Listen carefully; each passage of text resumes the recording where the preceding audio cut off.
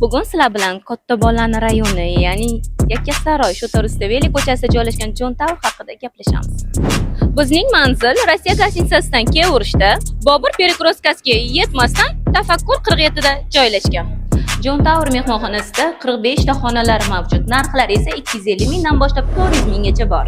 Agar sizlar John Tower Telegramdagi yoki Instagramdagi profillariga a'zo bo'lgan bo'lsanglar, sizlarni olayotgan xonangizga qarab skidkalar beriladi. Mehmonxonada dam olish uchun sizdan ortiqcha hujjat talab qilinmaydi, faqatgina pasport yoki haydovchilik guvohnomasini o'zi yetadi. Ushbu ko'rib turgan 2 kishilik spalniyalar 300 ming so'm. Nimaga 300 ming so'm? Demak, eshitamiz.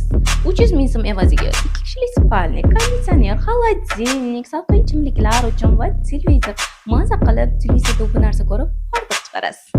Ko'rib turgan xonanglar 3 kishilik hisoblanadi. Barcha sharoitlarni o'z ichiga olgan holda narxi 350 ming so'm.